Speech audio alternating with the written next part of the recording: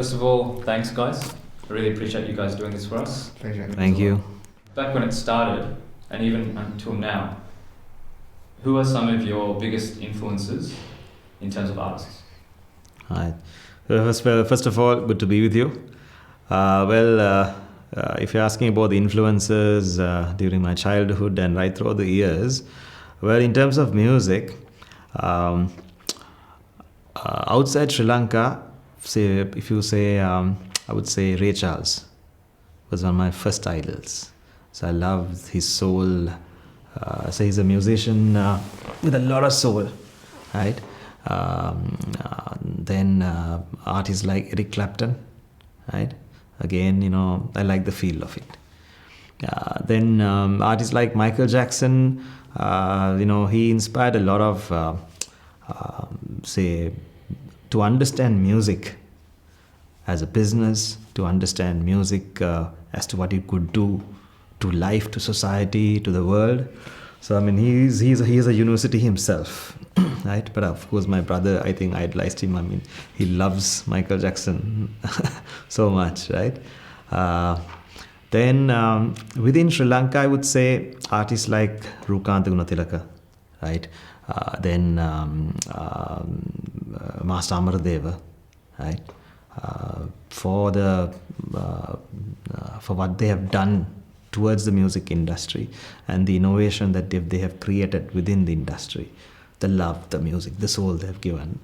So I love that part of music. So these are great influences towards me, yeah. And also A.R. Rahman for the revolution he did within the Indian music industry, combining the East and the West and creating that revolution. Colonial cousins, right? Again causing that, revolution in India. So these are the people who actually, could have influenced me.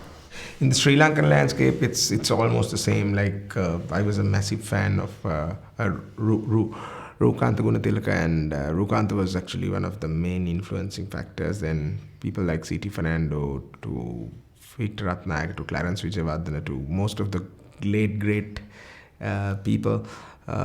They had a lot of influence over me, and internationally I was very fond of a lot of rap and hip hop artists back in the day.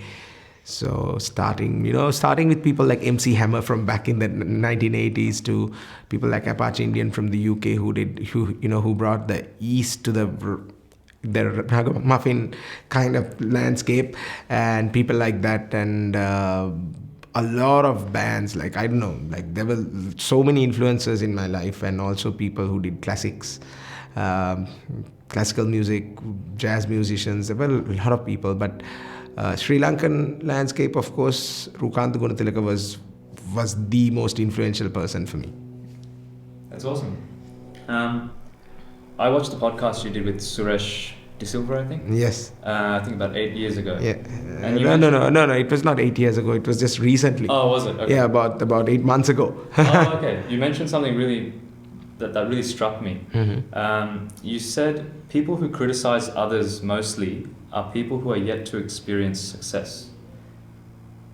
People who have gone halfway are the ones that are very critical, and the ones that have gone the full way have a lot of empathy and kindness to others along the way. That is correct, because a lot of people that we meet in our say industry, people who have gone the full lap and who have seen the entire the environment and the landscape of that full lap, they are generally very chilled out, and they are generally not threatened. They are generally not extremely competitive, as in they are not very cutthroat competitive, and they have a lot of empathy on the others, the newcomers and people who are trying out, who have that. They have a lot of empathy for people who have that hunger, and they would look at things very differently than people who are like halfway through the lap. They are still proving themselves, and So and with that comes a extremely competitive, kind of a attitude and a nerve, and which sometimes leads for them to compromise their empathy towards others. So that's something that we have seen over the years. When this venture started, BNS, the brand, the group, when you were in your late teens, early 20s, was it encouraged by the loved ones around you, or did you experience resistance? Stay on the education path, and did you experience anything like that? Well, with regard to my side, right at the start, when I opted to go into the music industry, there wasn't much of resistance from my dad and my mom. Right? My father and my mother, they were quite supportive. But when I had decided to come to Sri Lanka and take some time off from Australia, when I had decided to take music seriously and to take a small break from university from Australia, so that was a bit of a decider at that time. But still, I think I'm very thankful for my father and my mother for understanding me. And then, I could remember when I shared that, sentiments of I'm going to take 1 year off from university and concentrate on music. And I was like, okay, fine, let me give my thoughts about it as the father. So next day he was like, my mom and I had a chat. You take 1 year off from university, no problem. But after that year, you continue your studies. And they actually gave their full blessings. And from small days, I've had a very open environment. And my parents and my relations or, my family, they never forced me to do, this is what you need to do, or forced me. And I also have been a very strong, opinionated person within the family. And I would always express certain things logically, and they've also given that space and freedom to create your opinion and then have that chat and come to a particular understanding. So those were the sentiments from my side, and must say they were quite supportive. Entire family has been very supportive during the difficult times. They've always been there, right? So family is, I think, a must for an artist, because an artist is someone who will always create new ideas, new opinions, which will differ from the society, right? So he would, do something for the love and for the belief of what he feels. So it might not be exactly right and wrong in terms of society at the, which is vesting at that current moment within the society, right? So if your family, they don't believe in what you believe, it becomes very difficult for an artist to go forward with what they believe themselves, right? Still, if an artist is very, very strong, still they will move forward with that vision, with that belief. So as for me, I think family was very supportive with regard to what I believed, and it was a good run. For me, it was a little bit different than this. So my father was very, very open to the idea of us doing this for some time, and trying to see where we'll go with this. But my mother was not the most. She didn't stop supporting, but she was not very happy that I wanted to take this path from what we were doing. So if you take us, we had done our degrees in management and business and marketing and finance and all that, and then started doing work in the corporate sector, and then coming to this, completely changing, doing a completely 180-degree turnaround and doing artistic work.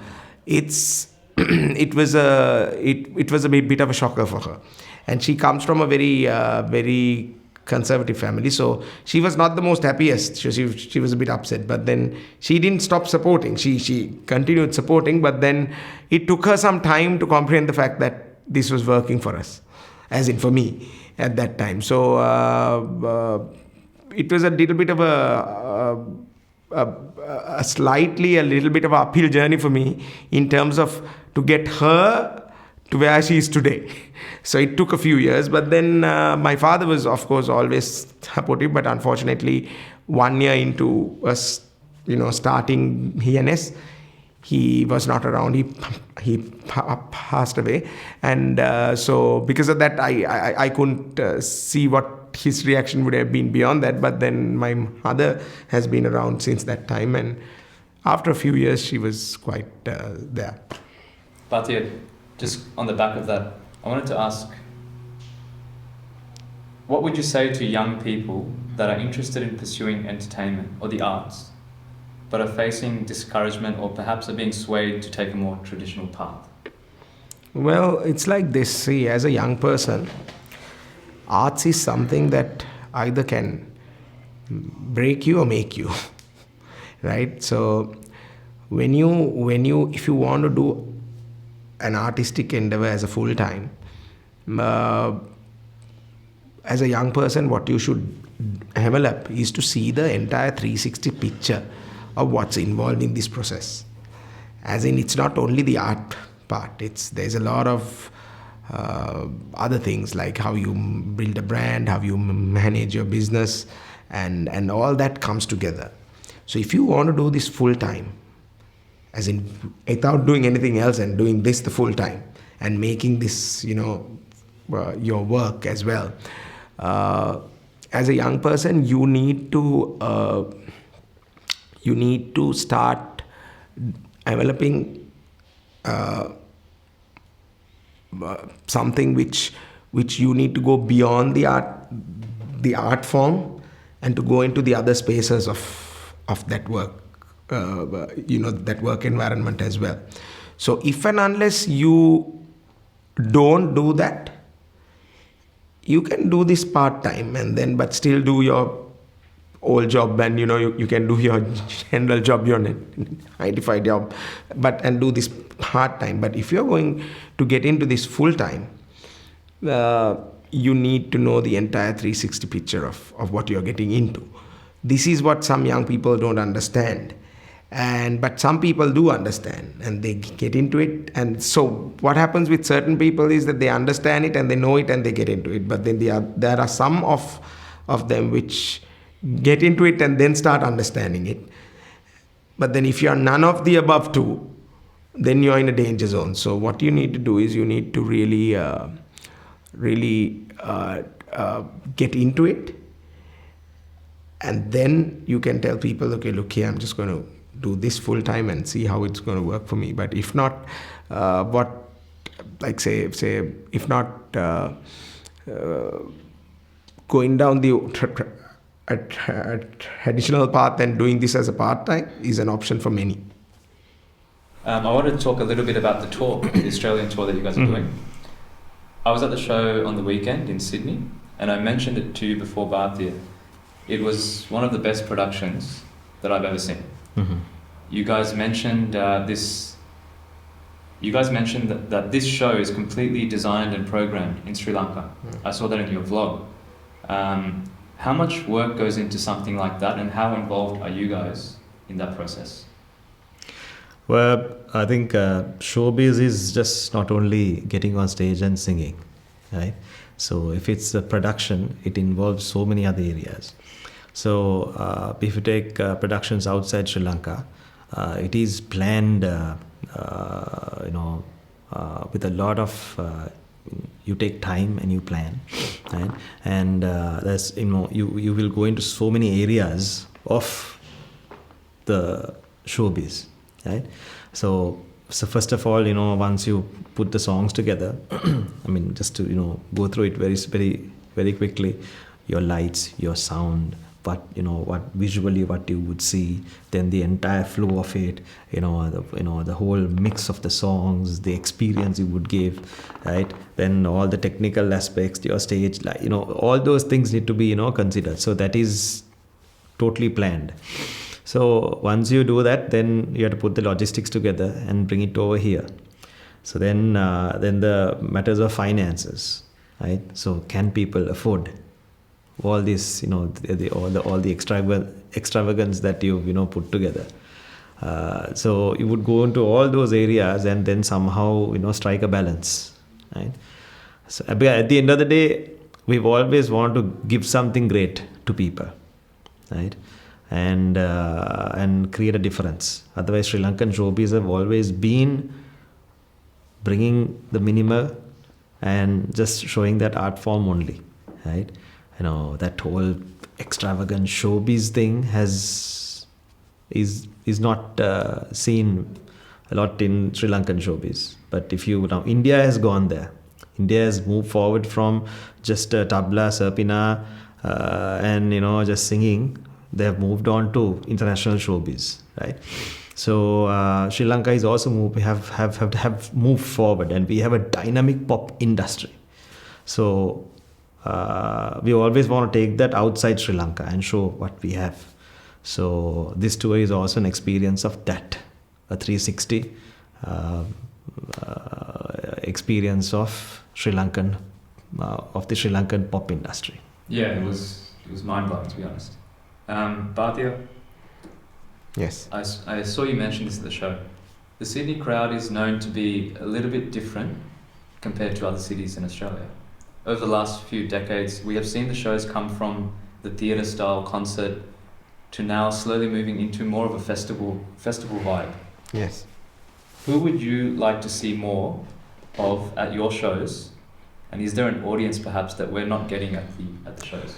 In Sydney and in other states, like if you take Australia, you can segment Sydney, Brisbane and Perth as one block, and then you can segment Melbourne as one of a kind. I think in the other states, what has happened is that the gap between the older crowd and the younger crowd is a little bit more broader or steeper than in Melbourne. But in Melbourne, when you take, you get a lot of cross section, like starting from a young person of about 18 years to somebody of 55 would attend the same concert. But then in states like Sydney and Perth and Brisbane, it's a little bit on the flip side. It's on the other side, and that sometimes puts a bit of a strain on the band or the artist who is performing as well, because you bring a high energy show, and then you're trying to get it out there, and various people have various energy levels in the audience. So that is one problem that initially struck me when we did show number 1, but then show number 2 was entirely different. It was mostly the uni students who were there, and the vibe was quite different. So I think more activity should be planned on a very community level, where you can get both these people coming together. Because if not, what happens is this gap becomes wider over the years. So that is something that I think states like Sydney, as in Sri Lankans in Sydney, Brisbane and Perth should be aiming for, to be a little bit more on the same lines that Melbourne operates, because that would be good, because that will make us a stronger community. That will make us a more that will give us more to be a more influential community in a state, and that will give us more authority in terms of a community, and that's what I think we need to push it to. You guys for a long time now have traveled the world touring major cities. Do you ever get an opportunity to perhaps go see another artist live while you're abroad? Of course, yeah. Who do you go to see? Last time we were here in Aussie, we went to see Black Eyed Peas, and we've seen a couple other bands outside the country. So we definitely see, we go to see all these bands, and even in the future we are planning on seeing a couple of artists.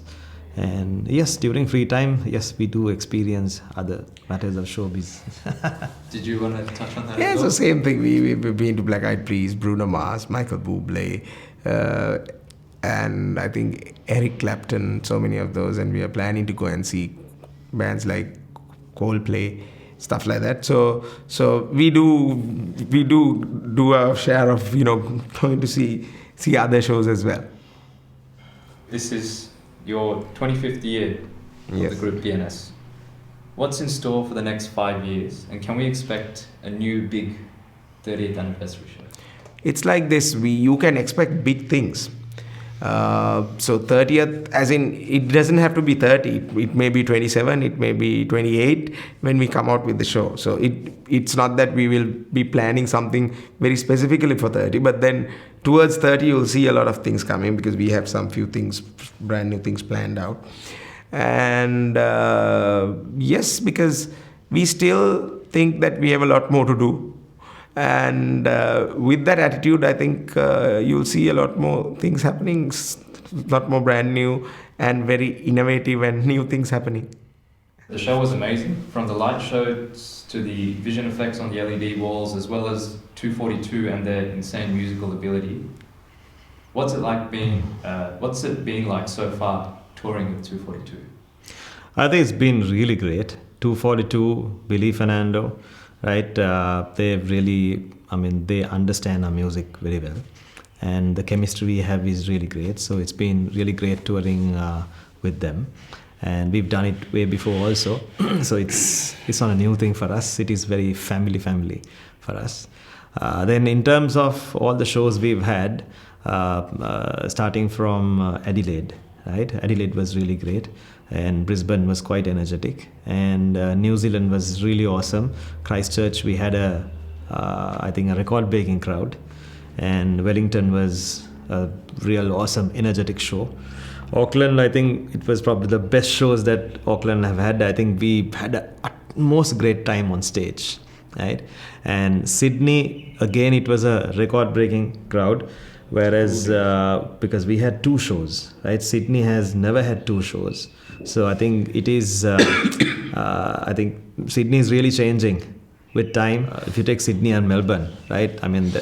These are the two, these are the 2 hearts of showbiz in Australia, right? So if there's anything very, very, very profound happening with regard to showbiz, it takes place in Sydney. Right, with the Opera House and the end. I think so. Sydney, I think the Sydney community is more affluent to, they're more connected with slight more profound music, right? And entertainment is a lot of excitement. You take any big artist who comes, they definitely hit Melbourne, right? So that is there. But I must say, we had 2 big shows in Sydney, and there's a lot of soul in Sydney. Right? They would love to sit, absorb the music, feel the music, and connect with you. Right? So that is seen with the Sydney audience, and I think we really enjoyed that. So Sydney was really great. So now we are off to Perth, then to Melbourne, Hobart, and I think it's going to be great. So we've had 7 super shows, all sold out. And so far it's been absolutely great, and every city has been really nice to us, and they've given their fullest support, and it's been a good one. You still got, as you mentioned, Melbourne, Perth, Melbourne and Hobart. Yeah, that's right, yeah. What would you guys say to people that were maybe sitting on the fence about buying tickets for these shows? I think most of the, with regard to people who are planning to buy tickets, most of the cities have been sold out. I think Hobart is the first time we are going to Hobart, right? So I think there are a couple of tickets left, and it is comparatively a small show, since it's a small community, and I think all the other places are almost sold out. That's awesome. Congrats on a sold out tour. That's yes. Huge. So up to now, all the concerts were sold out, and Perth is also sold out. Perth has been sold out for the last 4 weeks. And Melbourne is, if it was happening in any other state, it would have been sold out, quadruple sold out compared to the other states. But then we have more capacity in that hall. That hall can accommodate up to 5,000 people, so we're still going. And the concert series is doing really well. And then also talking about 242, as he spoke about 242, I must say about the other 2 artists, the main, the other 2 headline artists in the show. So I think Umaria has been working with us for the past 15, nearly about 18 years with us. and she has grown up to be one of the most powerful female divas in the country, and it's been very interesting to see the way she grew from that young girl who came to the studio to do a recording to what she's today, and she's doing a fantastic job on the show. And then also cannot forget Mr. Randhir Vitana. Randhir is the oldest buddy of ours in this journey, and he has been around with us for the last 25 years, and here and there he has gone abroad and come back, but then altogether for 25 years, and he's also still rocking and doing his thing on stage. And so you guys, if you're coming for the show, you'll have from start to the end, it'll be like a roller coaster for you guys. And also Dimitri, Umaria's husband, right? He's also been a great support, during the entire tour, and all of us have been family. That's a nice thing, starting from the band to the crew, and Umaria, Randhir, Dimitri, all of us, we've been, very much like family, and it's been a real good one. This will be one of the most memorable tours, I must say. Yeah. So we've got Chanaka, Chamara and Oshada who are in the crew. So Chanaka is handling the lighting, and Chamara is doing all the LED walls and the VFX part, and we've got Oshada who's been with us for a long time, so he's handling the tech part and also the vlogging and all the things. And so these guys are putting the show together, and that itself makes what we need to do. We can really concentrate on what we are doing and not concentrate on other logistical nightmares. So they take care of all that, and the whole crew is like doing well at the moment. That's awesome, man. Again, congrats on a big Thank you tour. very much. Thanks. Thank you. Awesome.